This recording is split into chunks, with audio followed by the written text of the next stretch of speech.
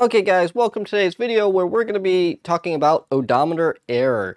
We'll also just cover odometer zero real quick in this video. But yeah, we're going to revisit this. I have an older video on this, but somebody pointed out that I made a mistake in that video. It was from about 2 years ago, I believe, is when the video was. I didn't know quite as much about what was on the Eproms, and I had actually put a diesel flash, a gas flash onto a diesel motor in that video. Now, nobody would have caught it that didn't really know what they were looking at on the Eprom, but I figured, you know, it's a good excuse to redo the video. I have a better camera now, I have a better microphone, so yeah, this video shouldn't take too long. We're just gonna flash this. I actually didn't have one that was already corrupt, but I had some saved corrupt bins, so don't go in there reading what's on that corrupted bin and go, oh, you put the wrong one on there this time. This time this isn't going into somebody's vehicle, so it'll get flashed again at some other point in time. But yeah, this one I just had to put a corrupted bin, so I'm not really sure what year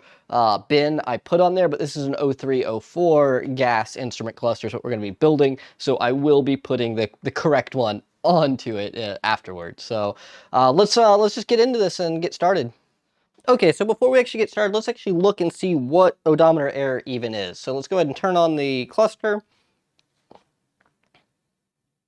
And there you go. It says odometer error. You can also get a different issue, which is odometer zero. Now, odometer error is caused by the data being corrupted on the Eprom over here. That's the only thing that causes that. There's a couple of different things that can be corrupted that'll cause it. It's normally just the mileage itself is corrupted, but sometimes it's the hours or the trip resets, or the different trips that are in there that will cause it. So those are kind of three different things. It's just caused by a bad write to the Eprom, or the Eprom is failing and it can't write to itself anymore. So whenever you have odometer error, I always recommend replacing the Eprom 2 while you're at it. The Eproms are cheap enough. You're only paying, you know, less than a couple of dollars for them if you're paying way too much for them on eBay, and if you're buying them directly from the manufacturer, you're less than $1 on them. So definitely just replace the Eprom while you're doing this repair, because you're going to take it off anyways to program it, because most people aren't going to have an in-circuit programmer, so they're going to be programming it on like a Mini Pro. So you can do these in-circuit, except for the problem you have with trying to do them in-circuit on here is the screen's in the way on the 2003 and 2004 ones. Now they did change it, the location, so they switched where U15 and U16 were on the 05 and the 0607 circuit boards. So it's still U15 is still the Eprom, but it's just in a different location. So make sure you're not trying to read or write U16. That is your J1850 transceiver, while this is your Eprom. So yeah, just make sure you're getting U15 when you're programming it. I always take them off for programming. I just prefer to do it that way. So yeah, we're looking at odometer error. Let's go ahead and pop this Eprom off so you can see odometer zero. Odometer zero is caused by it just not being able to read the Eprom at all. It just cannot get a read. So you either have a completely blank Eprom, there's no data on it at all, the Eprom is fried, or there is a broken trace going from the microcontroller to the Eprom, therefore it can't read it anymore. So let's take it off real quick so you can see what that looks like. Okay, so for getting the Eprom off, because we're going to need to take it off for programming it anyways, we're going to use a little bit of hot air and some flux, and it'll come right off, no problems at all.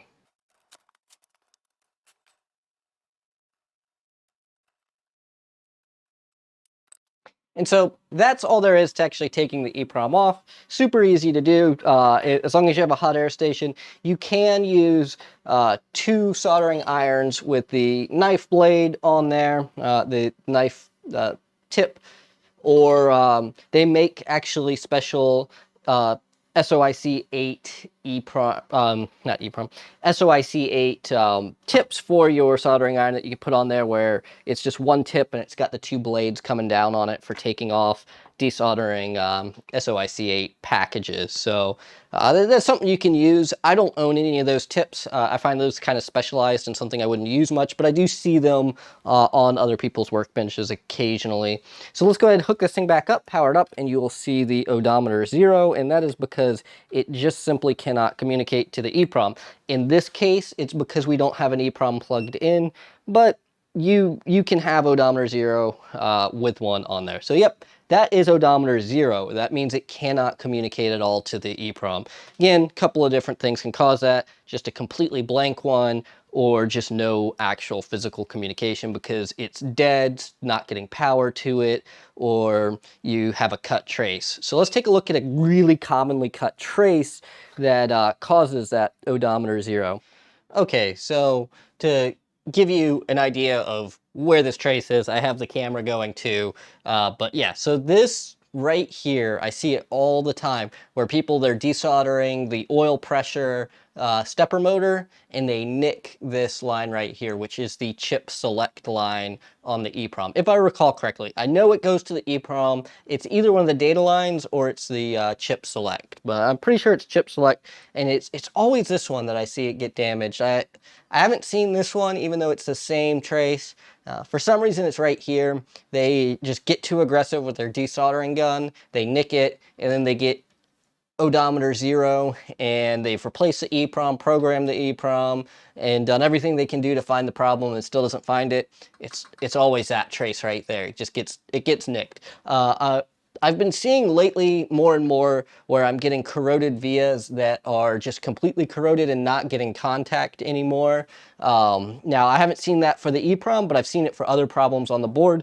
So I would definitely check continuity at the vias too to make sure it's not the via. If you're getting odometer 0 and you don't have a nick here and you've replaced your Eeprom and you flashed it and you still have it, I'd start checking the vias that go through it and just make sure you have continuity all the way back to the microcontroller. Okay, so now that we have the Eeprom off the board, let's take it and program it. Before we program it, let's discuss programming it. So if you are a professional that is doing these on the bench and everything, I'd recommend getting something like this, like a Mini Pro Eeprom programmer.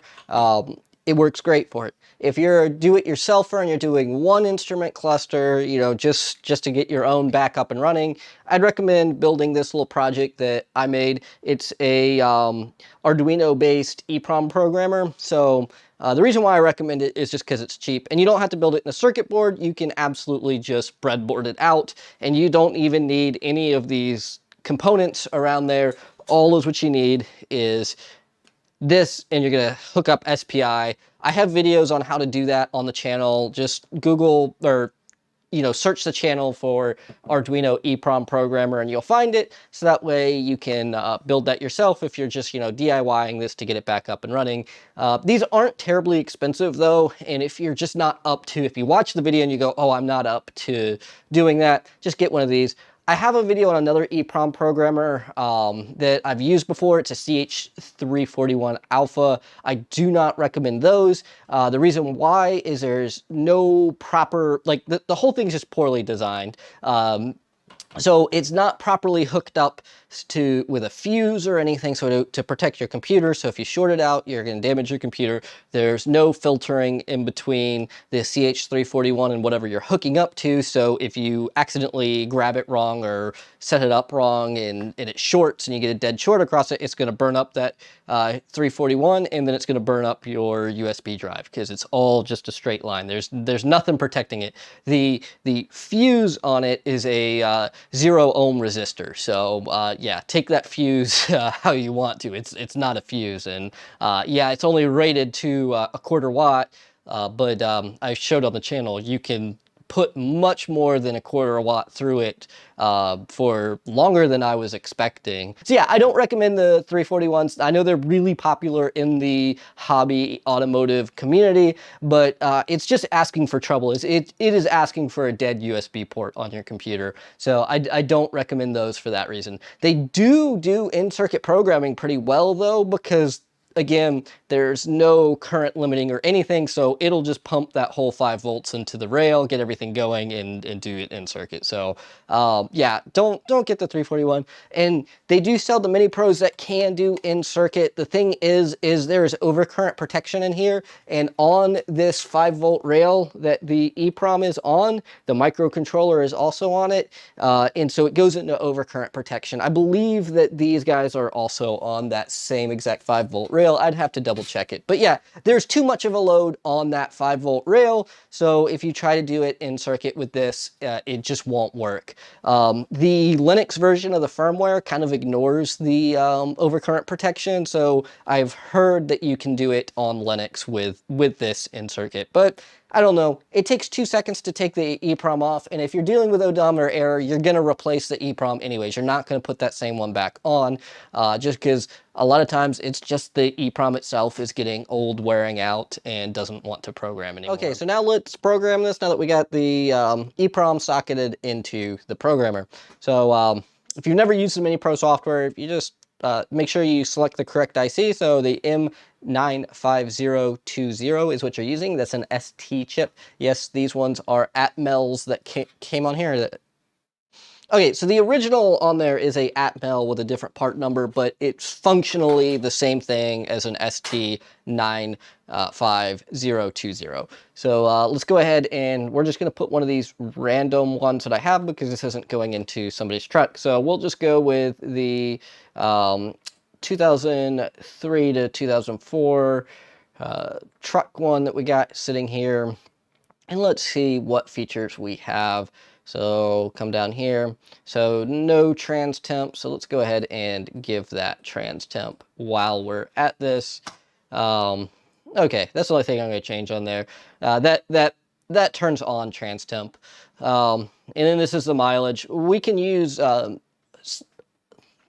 different software to actually do the mileage and get the mileage absolutely correct. I used to show some software and how to manually write it on there, but at this point, we'll just use, if we need to do mileage correction on this later, we'll just use IPC Hammer. But that's a topic for a different video. You can check out my videos that I have on IPC Hammer if you want to learn more about that for doing the mileage correction. But the mileage is this section right here. So everything from address 00 to address 23. The hours is somewhere over here. I can't remember off the top of my head, and I'm not sure where the trip mileage is stored. I've never messed with that portion of it. So let's go ahead and program this on there. So device, program, and program. And there we go. We've successfully programmed it. So super easy to do. If you need bins of any of these, like if you just need them to get this done, join the Facebook group. Link will be down in the description, but we have a bunch of files like this that are in the file section of the Facebook group that you are free to just download and use to your heart's content. So yep, that's all there is to programming it. Super easy to do. I also have some of the bins on my GitHub, but don't worry about that. Just join the Facebook group to get them. So let's go ahead and put this back on the board and we'll be done. All right, so for putting the Eprom back on, I like to first just put a quick little run of some fresh solder just to make sure we have enough, especially when you are replacing the Eprom.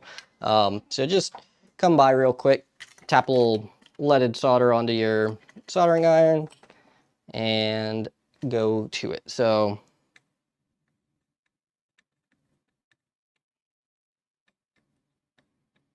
there we go.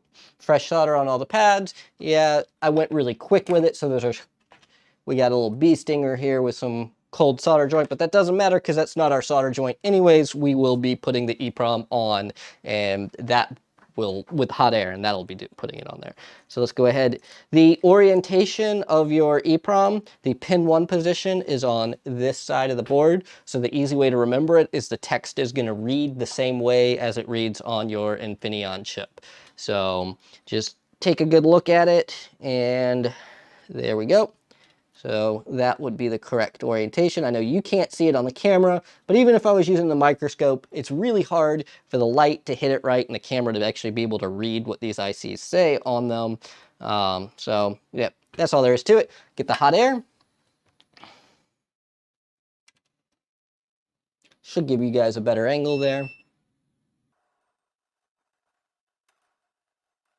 As you can see, surface tension is pulling it into position, and we can just make sure that we have a good joint by using surface tension to kind of move it around. So just push on it and just make sure the surface tension's pulling it back, and you know you have created a good solder joint. Just let it cool off and then we'll be done. Before we power this up, as always when you're using flux, clean it off when you're done. It's not going to damage anything like running it with it on there, but it will damage the circuit board over time. Even with no clean flux, it still will cause problems after a long enough period of time if you use a massive amount like we're using here when we're hand soldering. Yeah, the no clean stuff, you can get away with it when you're using really tiny amounts and the machines clean it, but I don't know. I don't recommend leaving even high quality no clean on the board. It looks unprofessional, even if it doesn't damage anything. And there we go. We no longer have odometer error. That flicker is just the camera itself. It's not the screen flickering. See, so now that the camera is straight on, no flickering that you see at all. Because it's not actually flickering. It's just the refresh rate of this versus the refresh rate of the camera. Because this chip here does have to, it multiplexes the whole thing as it's writing these out. So it's not all just one, this isn't just pushing all these pins out at the exact same time. It is multiplexed on how it's doing it. So you get a refresh rate on there. Same with this. This is multiplexed too, because you cannot light up the park reverse neutral part of it and light up the underscores at the same time. Now, at this point in time, it wouldn't be multiplexing it because it's not lighting up that portion of it. At least if I were programming this, I wouldn't make it multiplex it. But you do have to do that to light these up properly. When you have the underscore going on any of them, it's switching in between the two really fast because this is one grid and this is a second grid, and it has to switch in between the two grids to light them up. So that's how that one works. Before I end this video, I just want to mention down in the description, there'll be a link to the Facebook page, so that way you can download the bin that you may need for this. Make sure that if you don't know the answer to the questions in there, Google them. The whole point of the questions there are just to make sure people will Google stuff. That way we're not answering questions that are easily found on Google in the Facebook group. Just filters those kind of people out. There'll also be links in the description to the tools that you would need to get this done. If I can find the Eproms on Amazon, I'll link them, but they're definitely overpriced if you're buying them on Amazon. But yeah, I'll get you a hot air station in the description and some other stuff that I've at least tested and know work. I'll have the Eprom programmer and all that stuff. So definitely check that out, and I hope you guys enjoyed the video, and I will see you in the next one.